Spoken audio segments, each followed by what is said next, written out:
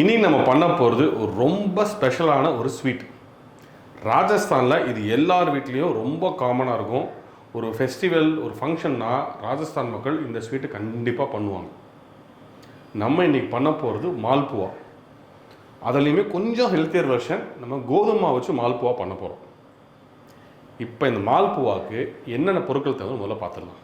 கோதுமை மாவு 150 கிராம், பால் powder 75 gram, பால் 200 ml, சர்க்கரை 200 கிராம், ஏலக்காய் 5 நம்பர். வெல்கம் டு என் சமையல் நிஜர் வித் வினோத்குமார். நம்ம இந்த மால்புவாக்கு என்னென்ன பொருட்கள் தேவைன்னு பார்த்தாச்சு. இப்போ நம்ம தான் பண்ண ஆரம்பிக்கலாம். இந்த மால்புவா பண்ணுறது ரொம்ப ஈஸி. ப்ராசஸை கரெக்டாக ஃபாலோ பண்ணால் பக்காவாக வரும். இப்போ நம்ம பண்ண ஆரம்பிக்கலாம். முதல் வேலை கோதுமை மாவு. நான் வந்து ரஃப்லி 150 கிராம் கோதுமை மாவு இதை போட்டுக்கலாம். இதோட 75 கிராம் கோதுமை மாவு எந்த அளவுக்கு அந்த அளவுக்கு பாதியில் பால் பவுடர். இதை நல்லா மிக்ஸ் பண்ணிக்கோங்க.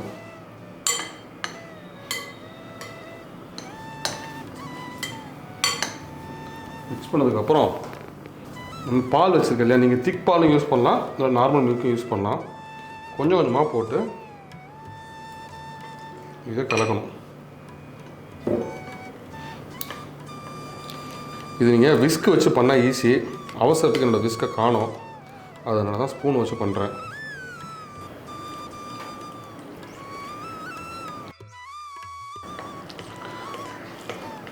நீங்கள் எக்ஸ்ட்ரா கூட பால் ஊற்றிக்கலாம். பால் பார்த்தோம்னா எக்ஸ்ட்ரா ஊற்றிக்கோங்க.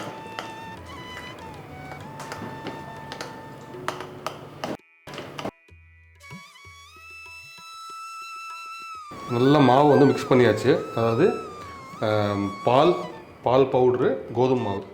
இது எப்படின்னா, நம்ம இட்லி ஊற்றுவோம் இல்லையா, அந்த பதம் கரெக்டான பதம். நம்ம வந்து இந்த இட்லி வந்து அந்த ஆப்பெல்லாம் பண்ணுவோம் இல்லையா, அந்த பதம். ரொம்ப ஈஸின்னா இட்லி தான் பெஸ்ட்டு. ஸோ இட்லி எந்த அளவுக்கு ஊற்றுறதுக்கு பதம் இருக்குமோ அந்த அளவுக்கு இது இருக்கணும். இது மிக்ஸ் பண்ணதுக்கப்புறம் இது ஒரு 1/4 மணி நேரம் ஊறட்டும், எடுத்து வச்சிடலாம்.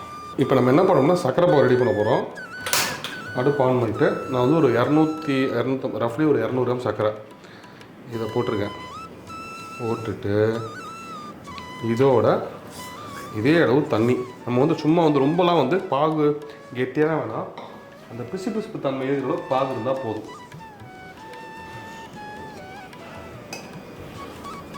ஸோ 1 பங்கு சர்க்கரைக்கு 1 பங்கு தண்ணி இதை போட்டுங்க. போட்டுட்டு இதோட ஏலக்காய் இருக்கு இல்லையா, ஒரு 4-5 ஏலக்காய் நான் வந்து இடித்து வச்சுருக்கேன், இதையும் உள்ளே போட்டுருவோம். நல்லா கரையட்டும். ஒரு 5 நிமிஷம் ஆகும், அது வரைக்கும் வெயிட் பண்ணுங்கள். இப்போ இந்த சர்க்கரை பாகு ரெடி. நான் காட்டுறேன், கன்சிஸ்டன்சியில் தண்ணியாக தான் இருக்கும். அடுப்பு ஆஃப் பண்ணிவிட்டு சும்மா லைட்டாக தொட்டு பாருங்கள். இந்த பிசுப்பு தன்மை ஆரம்பிக்கும். ரொம்ப கெட்டியெல்லாம் வராது. இது தொட்டு பார்க்குறப்ப கை லைட்டாக ஒட்டும். அந்த இதுதான். இதுக்கு மேலே விட்டோம்னா நம்ம மால்புவா, அதாவது மால்பு உள்ளே போடுறப்ப அது ரொம்ப ஹார்டாகிடும். ஸோ இதுதான் கரெக்டான பதம். நான் திருப்பி காட்டுறேன். லைட்டாக எடுத்துகிட்டு தொட்டு பாருங்கள், லைட்டாக பிசுன்னு இருக்கும், அந்த பதம் தான். இப்போ நம்ம இதை இறக்கி வச்சிடலாம்.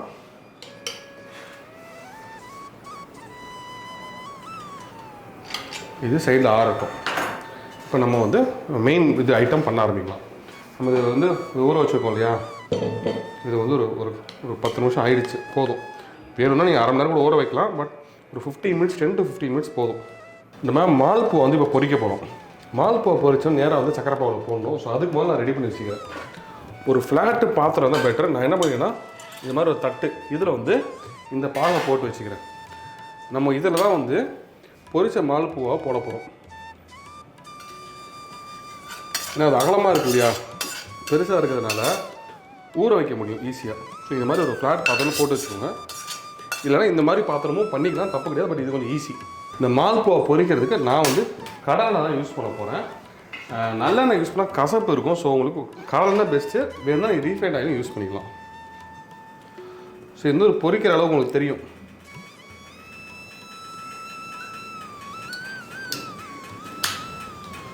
நீங்கள் எண்ணெயை கம்மியாக யூஸ் பண்ணி ஷாலோ ஃப்ரையும் பண்ணலாம். இல்லைனா அந்த போடுறதுக்கு முங்குற அளவுக்கு எண்ணெய் இருந்தால் பெட்டர். எண்ணெய் சூடாகட்டும், அது வரைக்கும் வெயிட் பண்ணுங்கள். இந்த கோதுமை மாவு பார்த்தீங்கன்னா இங்கே பாருங்களேன், அதாவது லைட்டாக புளிக்க ஆரம்பித்து பபுள்ஸ் வரும். இப்போ உள்ளே பார்த்தீங்கன்னா லைட்டாக பபுள்ஸ் வரும். இதுதான் கரெக்டான பதம்.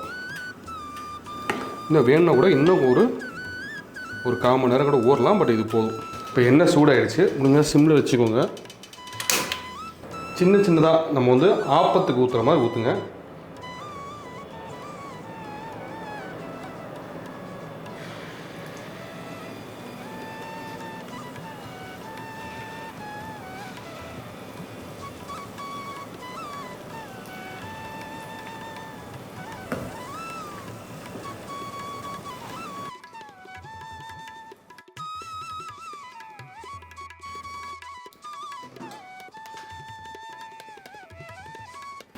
முடிஞ்சால் இந்த எண்ணெயை எடுத்து மேலே ஊற்றுங்க. அப்போ தான் வந்து ஈவனாக ஃப்ரை ஆகும். இப்போ இது வந்து ஆல்மோஸ்ட் பொரிஞ்சிருச்சு. இது சுற்றி வர பபுள்ஸ் கம்மியாகிடும் பாருங்கள். அது லைட்டாக ப்ரௌன் அண்ட் லைட்டாக அமுங்குனா பஞ்சு மாதிரி இருக்கும். இது கரெக்டான பதம். இப்போ என்ன பண்ண போகிறோம்னா இதை எடுத்து ஸ்ட்ரைட்டாக ஜீராக்குள்ளே போட போகிறோம். ஏன்னா தனியாக வடிகட்டிட்டும் போடலாம், இல்லைனா ஸ்ட்ரைட்டாக ஜீரா உள்ளே போடலாம். நான் இதை வந்து நேராக உள்ளே போட்டுருவேன்.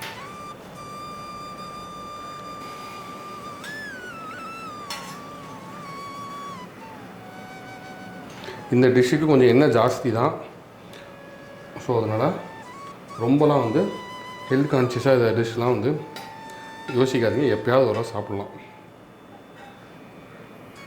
இதை பண்ணிவிட்டு என்ன பண்ணுங்கள், ஜீரா இருக்கு இல்லையா, எடுத்து மேலே அப்படி போட்டு விடுங்க. அது கொஞ்ச நேரம் ஊறணும். இந்த சூட்டில் ஈஸியாக ஊறிடும். இது கொஞ்சம் நேரம் ஊறணும். ஒரு 1/2 மணி நேரம் 1 மணி நேரம் ஊறணும். கொஞ்சம் நேரத்துக்கு ஒரு 10 நிமிஷத்துக்கு வர இது மாதிரி திருப்பி விடுங்க. அப்போ தான் எல்லா பக்கமும் ஜீரா உள்ளே போகும்.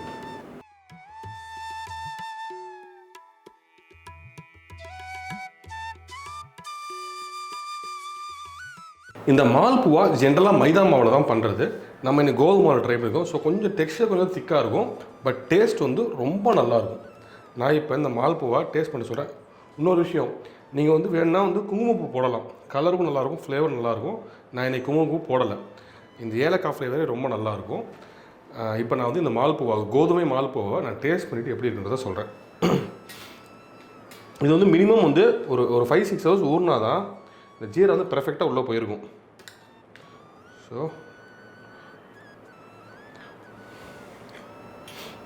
மால்புவா 5-6 மணி நேரம் ஊறிடுச்சு. நான் டேஸ்ட் பண்ணிவிட்டு எப்படி இருக்குன்னு சொல்கிறேன். ஆஹா, சூப்பருங்க. இந்த ஃப்ளேவர் வந்து ரொம்ப சூப்பராக இருக்குது. ஜீராவும் ஏலக்காய் ஃப்ளேவரும் செம. இதெல்லாம் மால்புவா கடையில் வாங்கி சாப்பிடுவோம். நம்ம பண்ணி சாப்பிட்றப்ப அவ்வளோ ஹாப்பியாக இருக்குன்னா செம்ம டேஸ்டியாக இருக்குது. இது எப்போயாவது ஒரு டீப் ஃப்ரைலாம் யோசிக்காதீங்க. எப்போயாவது ஒரு சாப்பிட்டா தப்பு கிடையாது. அளவாக சாப்பிட்டா உடம்புக்கு கெடுதி கிடையாது. இதே மாதிரி நீங்களும் ஒரு ஹெல்த்தியாக நல்லா சந்தோஷமாக இது மாதிரி ஸ்வீட்ஸ்லாம் பண்ணுங்கள். நல்லா ஹாப்பியாக சாப்பிடுங்க.